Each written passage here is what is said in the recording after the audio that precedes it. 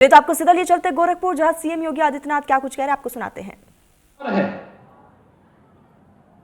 जो हमारा नौजवान है, अत्यंत प्रतिभाशाली नौजवान है,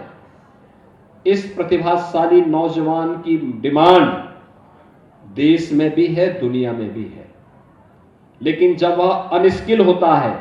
तो कम मान दे पाता है, लेकिन जब वह स्किलफुल होता है तो अच्छा मान दे पाता है। याद करिए, हम लोगों ने जिन नौजवानों को इजराइल में भेजा था, लॉजिंग फूडिंग फ्री में उनकी वहां पर है, और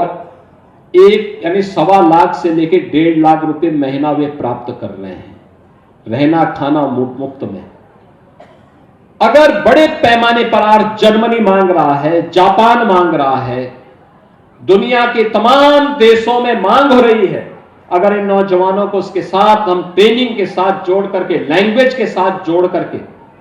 उस कार्यक्रम को आगे बढ़ाएंगे तो देश और दुनिया के लिए अत्यंत उपयोगी होगा। और यह न केवल इन नौजवानों के हित में, बल्कि आने वाले समय में हम लोग देश के अंदर अच्छा मैन पावर उपलब्ध करवाने के एक हब के रूप में अपने आप को स्थापित कर पाएंगे। अभी यहां पर मत्स्य मंत्री अपनी बात कह रहे थे, मैं उनको कहूंगा कि कुशीनगर में महात्मा बुद्ध की महापरिनिर्वाण स्थली में हमारा कृषि और प्रौद्योगिकी विश्वविद्यालय बन रहा है, और गोरखपुर में ही एक वेटनरी कॉलेज बन रहा है बेलीपार के पास, जो मत्स्य की नई ट्रेनिंग देने का सेंटर है। यह वेटनरी कॉलेज के लिए आप चिन्हित करिए, जो बेलीपार के पास बन रहा है। राही को भी मदद मिल जाएगी उससे, क्योंकि ये लोग आमी नदी के किनारे किनारे अपना जीवन यापन, तो खेत की उर्वरता को भी कम करते थे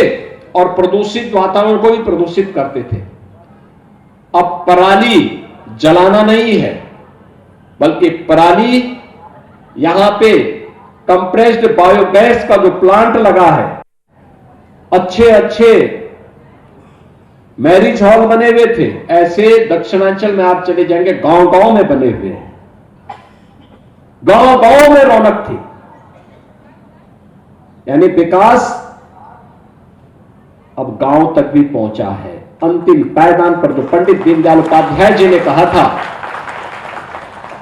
कि आर्थिक विकास का मापक बड़ी हवेली नहीं होती है, उसका मानक अंतिम पायदान पर पहुंचे हुए विकास की योजनाएं होंगी, और यह डबल इंजन सरकार के कारण